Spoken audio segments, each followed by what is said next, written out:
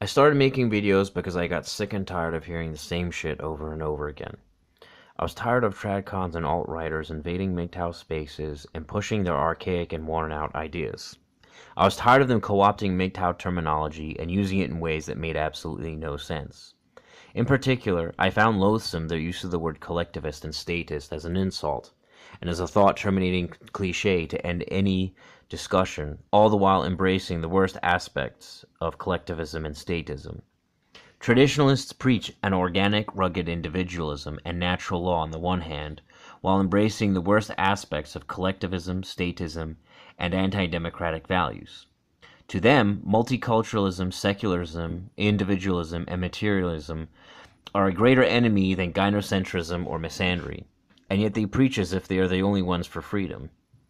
I have even heard these shitnuggets say that monarchy is less statist than democracy, because the state is smaller and more decentralized under monarchy. One moron complaining about cultural Marxism suggested that conscription would be a good way to teach men to be men. Apparently, cultural Marxism has not infected the military because the military is not a government institution. Anyone that doesn't share their values is somehow a selfish, nihilistic, relativist, materialist responsible for the destruction of Western civilization. You are either with them on all their talking points, or you are a cultural Marxist. I don't even think tradcons are a threat to men. For the most part, they are nothing more than cowardly internet LARPers incapable of confronting feminism on the internet, let alone face to face. All they do is attack those that are actually doing something about feminism. The problem is they continue to cannibalize MGTOW and derail any conversation about genuine male liberation. In fact, any discussion with them is impossible. They can never define their terms and stay on topic. They simply wait their turn to speak, and constantly change the meaning of the words they use. Part of the reason they strawman MGTOW so much is they don't even watch the fucking videos that MGTOW content producers make. I've yet to ever see a MGTOW shaming a man for getting married, and yet all tradcons have is shame and obligation for men. Somehow it is up to us men to save society from the bogeyman of cultural Marxism. You will never see them say the same thing to women. I took a break because I recently moved and have been dealing with a lot of personal shit. Moving into my new neighborhood has made me realize a lot of things about the nature of communities and social interactions between human beings. I've been thinking about this a lot because of how men interact with one another on the internet, and also because tradcons are always bemoaning the breakdown of the nuclear family in society. In their minds, social cohesion and homogeny are tied to a safer and healthier society, and when people know their roles and share the exact same values, the group in the aggregate benefits. Although only a few will outright admit it, when you press them enough, most tradcons see industrialization as a big part of the problem, only to use the word modernity instead.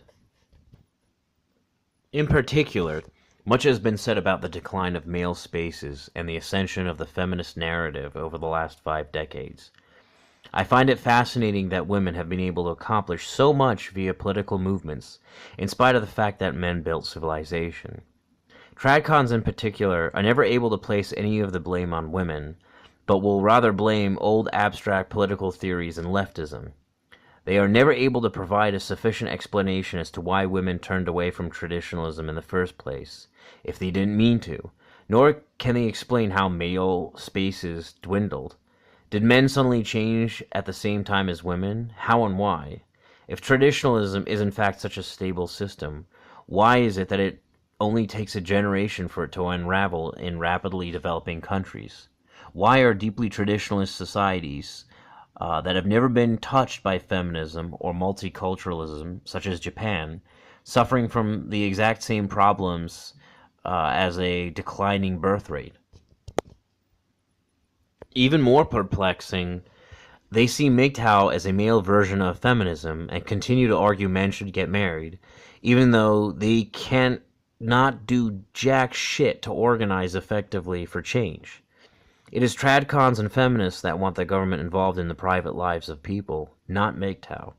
One of the dumbest analogies I have heard from a tradcon is that feminism would be like amputating a healthy leg, and MGTOW would be like amputating the other healthy leg. The only explanation traditionalists can ever provide for why having a birth replacement rate that needs to be above 2.0 is that otherwise Islam will take over. They refuse to believe that birth replacement rates are declining globally. They refuse to believe that feminism came from traditionalism. Both are gynocentric. Feminism is the bacteria feeding on the decaying corpse of traditionalism. Men are the backbone and brain of civilization. MGTOW is just preserving what is left of civilization, not destroying it. In fact, it is men that placed greater emphasis on discovery than marriage and reproduction throughout history, such as Tesla, Nietzsche, Da Vinci, Newton, Schopenhauer, Voltaire, Pascal, Beethoven, and maybe even Einstein. It is such men that have contributed to the greatest advances in science, art, and culture. From the cocoon, from such a cocoon, a new world is possible. Under genuine traditionalism, the world was less wealthier, safer, and stable. The world since 1945 has been more peaceful and stable now than at any other time in history. Most of the time, I can't even see traditionalists care about anything else than rescuing marriage and bringing back some outdated social order. All the other ways in which men are disenfranchised mean nothing to them. It is precisely because of their backwards ideas that they are so impotent. One of the stupidest assertions I've heard tradcons make is that if men get married and set an example, the culture will change and the laws will magically change. MGTOW has already explained thousands of times over and over again why the laws were changed in the first place and why feminism rose to prominence. And yet, tradcons just put their fingers in their ears and scream blah blah blah. It wouldn't be such a problem if, as Barbarossa said, tradcons just stay in their lane. For whatever reason, tradcons seem more interested in cannibalizing other people's movements than starting their own. While they accuse MGTOW of being authoritarian collectivists, they refuse to just shut the fuck up about telling men what they should do. Furthermore, they never tell women what they should do. Somehow, in their minds, if society just makes abortion illegal again and takes away contraceptives, women will go back to being submissive housewives.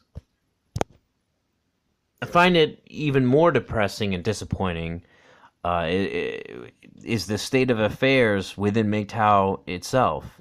I see men tearing each other down for mere slight differences of opinion or having what they judge to be unusual hobbies or strange voices.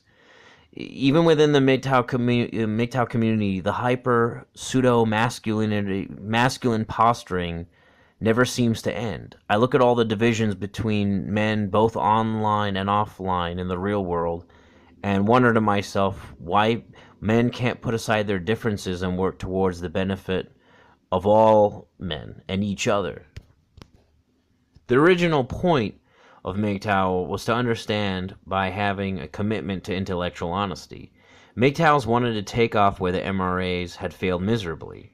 MGTOW wanted to go deeper than tradcons who blame social and societal ills on some abstract philosophy. Unlike many MRAs, MGTOW were much younger and of a different generation of men. Such young men grew up in broken homes and had no intention of getting married or fixing the system. They had no interest in traditional gender roles, as they saw them as the exploitive arrangements that they were. MGTOW wanted to look at the nature of human beings themselves in a society that was becoming more and more misandric day by day. Clearly, humans are social animals like our closest relatives, chimps and apes. Why do societal arrangements and attitudes change so much over time? Why are people so social if there is so much conflict between human beings? Why are people so desperate to conform to institutions even once they have outlived all usefulness? Are the institutions humans establish an organic extension of human nature? If women don't love men and men don't care for other men, how did the human race manage to survive in the first place? Tradcons are always going on about morality and the nuclear family. And yet the animal kingdom is full of families and communities even without government, organized religion, or even a basic morality. The animal kingdom is quite brutal and chaotic, and yet animals form alliances and families. What makes animals social? How do these stick together and raise offspring? Social animals are the smartest of the animals in the animal kingdom. What does the fact that we are the smartest animals enable us to be even more social? What is the instinct that makes humans want to stick together? Thousands of years ago, humans lived in small bands of 30, which were nothing more than groups of a large extended family. Tribes would even exchange women with each other to prevent inbreeding and to foster peace and goodwill. Even before the agricultural revolution, humans became sedentary, formed communities with rules, leaders, and boundaries, and started trading with other communities doing the same thing. Even until the advent of the Industrial Revolution, humans lived in small, tight-knit, agrarian, highly collectivist, and independent communities that made up the backbone of traditionalism. Extended families and the community were quite literally the center of all existence. State involvement in the lives of most people was limited. It wasn't until the advent of the modern Industrial Revolution that humans completely broke ties to the land and geographic localities and began pursuing their economic interests as individuals separate from their families. It wasn't until the middle of the 20th century that humans began to see themselves as individuals with human rights. The question then arises, what replaces the older forms of community in the modern setting? Does the state replace the community? Capitalism? Are we just consumers? Workers? Members of political parties? If we are just atomized individuals pursuing our own individual self-interest, is the only thing that keeps society functioning the law of the state? If so, what is to stop society from unraveling due to conflicting and political and religious ideologies? Can humans build communities based solely around values and interests? What is to stop communities from coming into conflict with one another? What role are men supposed to play in a world that is increasingly hostile to them, regardless of their values and actions? The place I moved from was from a small town that I can honestly say was the closest thing to a geographic community that I've ever experienced. To be clear, I have experienced a far greater sense of community from special interest and activity groups full of people with whom I shared common interests, values, and experiences. What I liked about my last town was that it was small, but it had everything and it had a lot going on. Parts of it had a bit of a shady feel one would expect to find in the city, and yet overall, it still felt relatively safe. The downtown area felt like a city, and yet it didn't take too long to reach lakes and woods on the outskirts. There were small local businesses that I knew personally. Everything was accessible by foot. Restaurants, libraries, supermarkets, bicycle shop, the movie theater, the parks, the doctor. There were bodegas that were open 24/7 within walking distance of my house. I got to know a lot of the business owners and just regular people in the neighborhood. While I genuinely liked it, I can honestly say that it wasn't as rewarding as I thought it would be. After a while, the comfort of familiarity wears off. Running into the same people over and over again left me with a feeling of claustrophobia, especially if I had no connection to them whatsoever. Add on to that, every single place has its share of assholes and degenerates, and people only really care about a place if they have a direct ownership and responsibility for it. While the quality of life there was good, it just became too expensive to be worthwhile, so I moved. The place that I live in now is the diametrical opposite. It is a large but half abandoned city. Where I live now is kind of dumpy and depressing. At nights, the streets are deserted. It's a decaying Rust Belt town way past its glory days. What I find what I really find depressing about the place I live in now is that it's the physical emptiness of the space and the lack of life. There aren't even drunks hanging around at night. In my old town, there were people out in the street until 4 in the morning. The downtown of where I live now, right around the train station, is empty at 10. Just think of the movie RoboCop. Think of a city like Detroit. That's kind of what this city is like. It is literally the last thing I could think of as a community. And yet, I've actually gotten used to my new town. I can't say I like it better at this point, and I don't think I will, but I do appreciate the slower pace and the more space. The hustle and bustle of noise of people starts to grate on me after a while. In retrospect, the geographic community I came from did not provide me with a sense of purpose or belonging at all. As much as I liked it, pursuing my own unique interests was and is the only thing that really gives me joy and meaning. What passes as community in the sense of some sort of geographic location is really overrated. Most people tend not to have too much choice over where they live or who their neighbors are. Every kind of human being has to live somewhere. A lot of where we are is just by chance. The difference between neighbors tends to it's the difference. It's based around income and where that neighborhood is in relation to other communities and various sorts of amenities. However tight-knit a political geographic community such as a town or city is, it will always have secrets and divisions, insiders and outsiders. Even condominium associations have their divisions and rivalries that can become very toxic. In fact, the most tight-knit and isolated of places can be the most toxic. What community really is social stability and safety while being inviting of outsiders. The reality is that people tend to get passionate about a group with whom they share common values and goals. On some level, people want to feel like they're a part of something. Humans have a deep desire to belong and have some sort of meaning. If this wasn't the case, you wouldn't see people so obsessed with group identity, team sports, the community, and group activities. Nobody wants to feel like their life is going nowhere or means nothing. Most people want to feel like someone cares about them or understands them. People want to feel connected to something.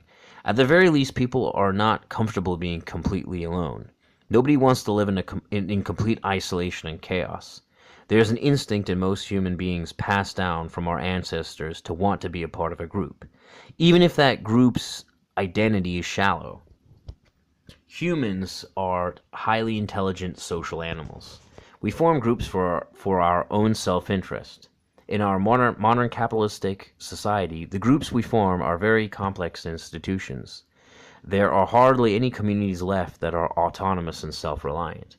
Everyone has a job, and yet most people wouldn't say their company is a community in the classical sense. Genuine community is built around common interest, values, and trust, not obligation or some top-down authority. It does not have to be geographical. Furthermore, every community has divisions. What makes a community is how it handles such divisions.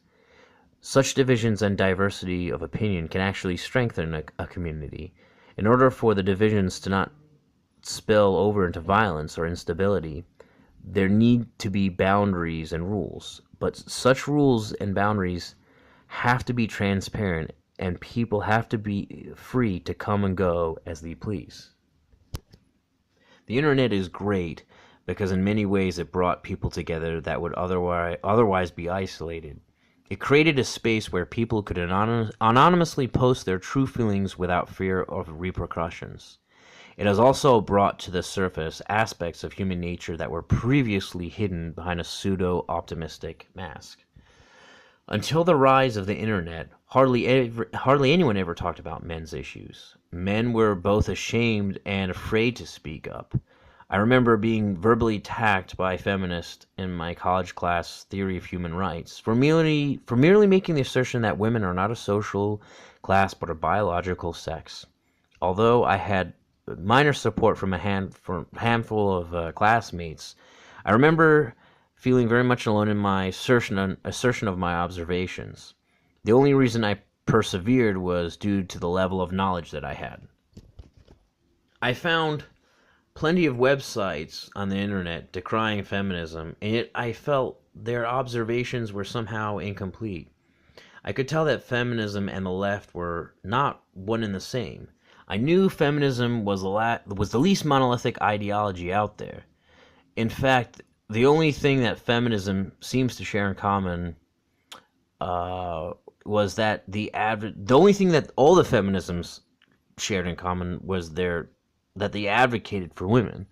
I instinctively knew that women's privilege in Western society was due to its wealth, and I knew men and women were different, but I hadn't yet understood the nature of the relationship between men and women. I couldn't wrap my head around the reason why feminism existed without a male counterpart, or at least some pushback from mainstream society. I remember protesting feminism by myself on a college campus back in 2004. I had some interesting conversations and even some people that agreed with me, and yet I could never add the intellectual depth to my ideas that I was looking for. I knew there was something behind feminism, but I didn't know what it was. I discovered the men's movement through some videos by Voice for Men on, I think it was on Facebook in 2011. Eventually, I discovered MGTOW. Now it seems all I can find on the internet is video after video of men complaining about women on the internet. At this point, I can't even tell what the purpose of these videos really is. Too much time has been spent arguing over theory, rhetoric, and definitions of words without agreeing to take any action, all the while that too many men refuse to look inward at their own behavior and thoughts. They don't examine what they really want, while tradcons will continue to rebrand themselves and implant themselves into the conversation. MGTOW seems to just have become a forum for men to vent about women and puff out their chests. Most of what happens online is in MGTOW spaces is nothing more than shit posting and making videos on the same topics over and over again. There's no talk of men supporting each other, let alone coming up with solutions. In fact, it has become quite obvious to me that MGTOW, even if it is a fragile or even fake online community, is quite toxic. In spite of all their bravado, most men seem stuck in a rut. Stardust has mentioned before that men do not want to change. At the same time, I've come to realize that the problems men face come from themselves. The problem may even be deeper than that. Men have failed to improve their situation through any sort of activism. In fact, male consciousness has hardly changed in the mainstream at all. The infighting amongst men has led me to believe that they have failed because men do not like each other. They do not want to help each other. In fact, many men seem to hate each other. My experiences on the internet have shown me that men do not want to help each other because it goes against their nature. The fundamental problem isn't just that men white knight. It's that they have no affinity or solidarity with other men. The decline of male spaces only happened in the last 50 years because men have no concept of community outside of a social dominance hierarchy. As men's importance in the workforce, politics, and media declined relative to women, so did their community and connection to other men. Even the decline of unions stripped men of a place where they could discuss issues frankly. While society has become less violent, male economic disposability is at an all-time high. Women, on the other hand, have always built communities around their families, even when they were dependent on men for their survival. In spite of their backstabbing and gossiping, women have solidarity with each other when it counts. They also seem to rarely have the same passionate hatred for each other that men do. Women seem to have a passionless practicality to them that enables them to work together for their own good as a group. While they lack depth, they have a social cleverness to them and an instinct for survival and putting themselves first. Women have solidarity with each other when it matters. They network, and most importantly, they build a sense of community with each other when and where it matters most. One of the huge differences between men and women is that men need a purpose, not a community, whereas women need a community, not a purpose. Women actually work in groups much better than men to make sure all are taken care of. They understand that from community comes power. Most men need a purpose in life, but their purpose is entirely external. Men instinctively have a need to be useful. They need to accomplish things. Most importantly, they need a master. Men are too goal-oriented and action-oriented. They need a purpose and identity, and they need someone telling them what to do. They understand that it is actions that change the world, not just words or sentiments. Their identity is based on doing, not thinking. While most of history's great thinkers have been men, such men have not found themselves accepted by other men, nor have they been in the mainstream of society. Society's great thinkers and explorers have usually been bachelors and celibate, and have even been persecuted for their accomplishments. Men will only work together if there's a strong leader showing them the way to complete a particular task, and every man is given a particular job to do. Men have far more respect and merit for the truth than women, but this comes at the expense of any democratic process or the wants and needs of other men. Men are great at building institutions, but they are lousy at building communities. In such institutions, dominance hierarchies serve a purpose. The problem is that outside of such institutions, men are too competitive to help each other. They don't work together for each other's mutual benefit. They want to join male dominance hierarchies, but a dominance hierarchy is not the same as a community. I'm not saying there's no place or benefit to such a dominance hierarchy. It's just that a dominance hierarchy is not a place that exists for the benefit of each one of its members equally. Well, where men do form groups for each other's mutual benefit, such as a gang, the group is always very hierarchical and somehow pitted against other male groups. Unlike with women, there's no universal male brotherhood. In fact, the whole concept of male bonding is built upon a myth. Men have this attitude that they can only get close with each other through some sort of hardship. If your leg has been shot off and you only have a few minutes left to live, then you can open up to another man. The truth is that this doesn't bring them close together at all. As human beings, including women, all human beings, including women, including men and women, have an instinct to cooperate under harsh conditions. Such conditions also bring out the worst in people.